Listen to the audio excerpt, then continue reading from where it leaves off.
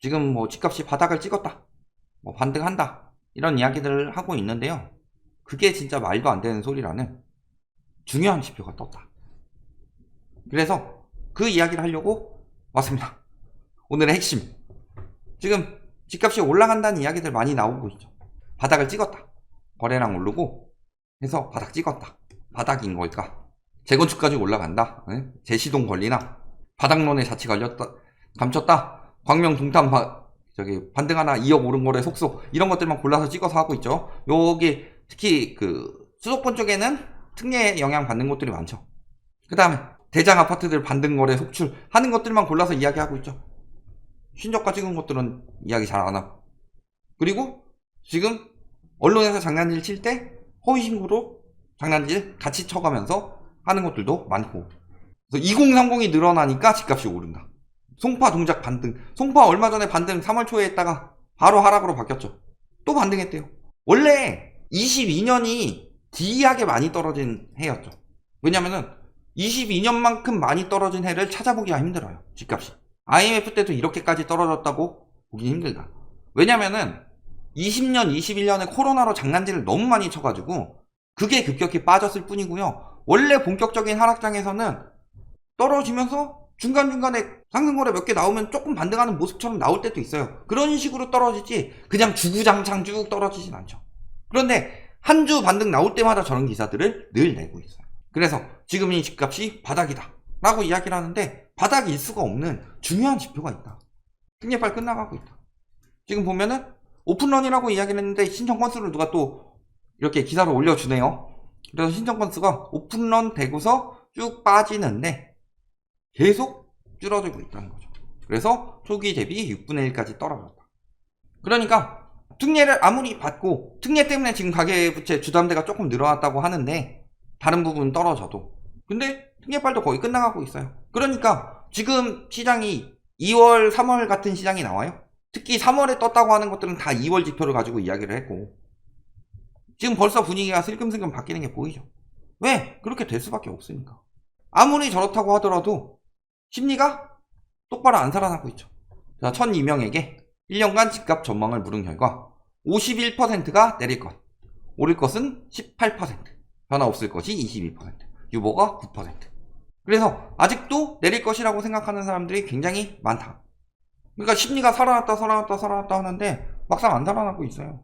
지금 뭐 심리가 뭐 엄청 살아나서 내릴 것이라고 생각하는 사람은 팔려고 할 거고, 오를 것이라고 생각하는 사람들은 살려고 할 건데 심리가 바로 저렇게 나오죠. 왜 지금 거래가 안 되겠냐. 물론 거래량이 살아난다고 집값이 오른다고는 못한다. 왜냐하면 과거에도 결국엔 집값이 떨어지게 되면은 살 수 있는 여력이 되는 사람들이 늘어나기 때문에 거래량은 결국엔 정상화가 되는 거고, 지금은 워낙 높여놓고 그 가격을 물린 사람들이 많으니까 잘 못 내려놓고 있으니까 거래량이 이렇게 개박살이 난 건데요. 여기서 한 19년, 18년 가격까지 떨어지면은 그때는 거래량이 늘어날 거예요, 하락장에도. 이런 상황에서 특례빨로 막 띄우면서 주담대가 조금 늘어나면서 지금 반등도 아니고 보합 수준도 아니고 하락폭 줄어든 수준 정도였죠. 그런데 문제는 가계대출 감소세가 이어지고 있는 가운데 모든 가계대출 5조 원 감소했는데 보면 어때요? 주택담보대출만 증가세로 전환을 했다. 이거 금리 떨어지고 특례 내줘가지고 막 하고 청약시장 잘 된다, 막 이런 식으로 이야기를 해서 주담대에 몰렸어요? 주담대가 늘었으면 집값이 올라야죠. 근데 주담대가 늘었는데도 집값이 안 오른다. 하락폭 감소 정도로 밖에 안 된다. 근데 문제는 여기서 더 막 살아날 수 있을 것이냐, 아니면 막 살아나지 못할 것이냐, 요 부분을 판단하는 핵심적인 안목이 필요하죠. 근데 막 더 늘어나면서 살 수 있지 않은 상황이라는 게 보이고 있다. 일단은 소득이 감소하고 있죠. 자, 식비는 줄이고 가계대출은 늘고 했을 때 지금 가처분 소득이 줄어들고 있죠. 특히 소득 하위 가구일수록 가처분 소득이 더욱 빠르게 줄어들고 있다. 자, 가처분 소득이 뭐예요? 처분 가능 소득이다. 즉 소득에서 비소비 지출, 비소비 지출 같은 경우는 고정적으로 나가는 금액을 말합니다. 예를 들어 원리금이라든가 세금, 이런 것들을 제외하면은 처분 가능 소득, 이게 가처분 소득인데 얘가 줄어든다는 소리예요. 그러니까 실질적으로 내가 예전에는 500만원 벌어서 저기 고정지출이 150만 원이어서 가처분 소득이 350이었다면요. 소득은 줄지 않고 계속 늘고는 있죠. 뭐 이번에 조금 떨어지긴 했지만. 근데 내가 소득이 520으로 20만 원 더 늘어났는데 나가는 게 200만 원이 돼서 쓸 수 있는 돈이 320으로 줄었다. 이런 형국인 거죠. 그러면은 여기서 물가가 올라가고 있죠. 그럼 소비 지출 늘어나죠. 물가 올라가서 소비 지출 늘어나면은 여기서 남는 돈을 저축하기가 굉장히 힘들어졌다. 자, 실질 임금이 계속 내리막이랍니다. 근로자 1인당 월 평균 임금은 지난해 같은 달보다 줄었죠. 자, 그냥 실질 소득만 줄고 있는 게 아니라 소득 자체가 일단 줄었다. 그 다음에 여기서 물가까지 반영을 하면은, 즉 소득은 줄고 물가는 올라갔어요. 이 갭이 더 커졌다는 거죠. 그래서 실질 소득은 25만 원 가량이 낮아졌다. 그러니까 실질 소득도 줄고 가처분 소득도 줄고 있어요. 즉 여기서 뜻하는 건 뭐예요? 물가 올라가면서 고통은 심하고 저축하기는 더 힘들어지는데 원리금 나가는 거랑 세금 나가는 건 더 많으니까 막상 소비에 쓸 수 있는 돈도 부족해지고 저축하기도 더 힘들어진다. 이런 것들이 눈에 보이고 있는 거죠. 그러면은 그래도 지금이 최악이야. 경기가 좋아질 거야. 이런 희망이 나와야 되는데 경기는 계속 안 좋아지고 있죠. 경상수지랑 무역수지 적자 지금 계속 이야기하고 있는데 지금 4월 10일까지 1월 1일부터 4월 10일까지의 무역 적자가 22년도 벌써 54%가 나왔다. 근데 무역 적자를 보면요. 22년도가 역대 최대예요. 올해는 역대 최대를 경신하겠죠. 그러니까 경제 성장률을 굉장히 낮게 보죠. IMF에서 왜 우리나라 평가 전망치를 계속 낮췄냐. 작년까지만 하더라도 2.9%를 예상을 했는데 지금 벌써 1.5%로 예상하고 있어요. 그 다음에 지금 기업들 보면 어때요? 33%가 긍정적, 31%가 손익분기, 그 다음에 한 이 정도가 지금 적자죠. 즉 뭐예요? 3분의 1은 그래도 수익을 내고 있고 3분의 1은 그냥 유지만 하고 있다. 돈 벌지 못하고. 그 다음에 3분의 1은 지금 손실이 늘어나고 있다는 소리죠.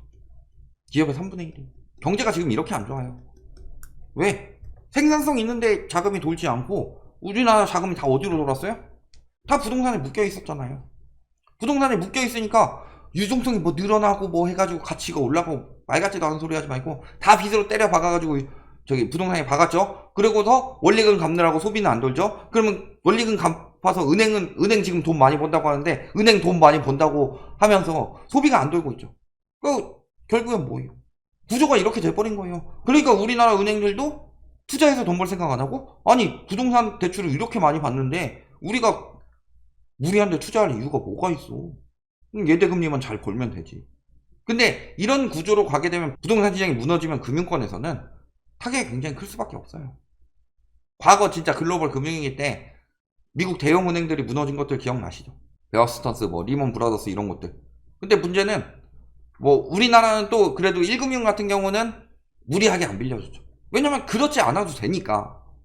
근데 2금융권 막 인터넷 은행 이런 데 가면은 무리하게 빌려줬기 때문에 연체율 늘어나는 것만 봐도 답이 나온다. 경기는 계속 안 좋아져요. 소득이 내가 지금 늘어날 수 있는 상황이 아니야. 그러니까 집을 살려면 뭘 해야 돼요? 집을 살려면 당연히 저축을 해야죠. 지금 상승론자라는 사람들도 그런 이야기 하죠. 일단은 월급에 뭐 한 80% 90% 저축해라. 그러니까 경제가 망하죠. 다 그래가지고 부동산에 돈만 몰리니까. 그렇지만 일단은 저축은 필요하죠. 그래서 내 집 마련으로 집을 산다고 하면은 저축에다가 대출 껴가지고 내 집 마련하는 거고, 갭투기를 한다고 하더라도 저축에다가 전세 껴가지고 갭투기를 하는 거죠. 결국엔 기본적으로는 어느 정도 저축하고 그런 자본이 있어야지 갭투기를 하든 내 집 마련을 하든 집을 살 텐데, 지금 상황은 어떤 상황이에요? 소득은 줄고 지출은 늘고 있어요. 거기에 그 고정 지출도 늘고 있죠. 그러니까 저축한 것마저 꺼내 쓰는 상황이다. 그래서 과거 이렇게 우리나라가 쭉 성장하다가, 자 91년도에 일본 버블 터지면서 그때부터 우리나라 뭐 91년도 때 터졌는데 그 전에 광풍이 이때도 불었었죠. 전세가 올린다 뭐 이러면서 해가지고 하면서 저축률 좀 줄다가요 어느 정도 늘리고 있었는데 IMF 터지면서 쭉 빠졌죠. 그리고 나서 집값 떨어질 때 또 슬금슬금 저축하다가요 집값 막 확 올라갈 때 저축이 빠져요. 왜? 저축에다가 뽑아가지고 대출 받아서 집 사니까.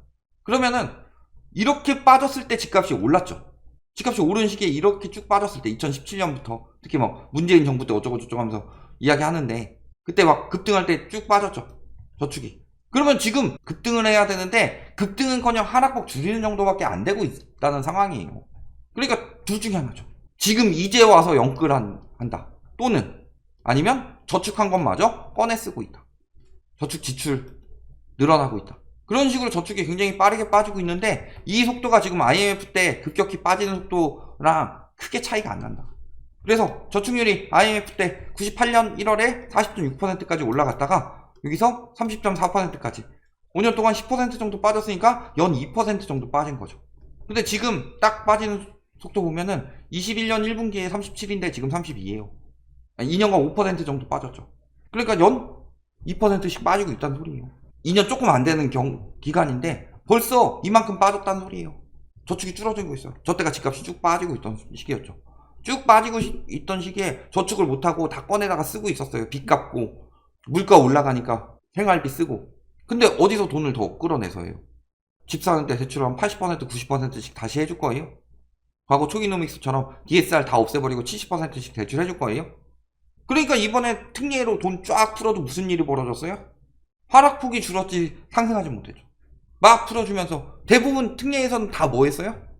대환 대출 받아서 돈 갚느라 바빴죠. 그런 사람들이 빠지니까 일단 급매물이 소강됐고 그래서 부동산 떨어뜨리는 속도를 늦추긴 했는데 그게 긍정적인 효과는 아니죠. 그렇다고 해서 부동산이 다시 올라가냐? 아니죠. 그러니까 지금 정부나 뭐 하는에서 무슨 이야기를 해요? 연착륙 가능성이 높아졌다. 경착륙 할 거였는데. 그러면은 저기서 부동산을 띄우고 그 다음에 아니면 소득을 올린다든가 이렇게 하기 위해서는 돈을 풀어야 되죠.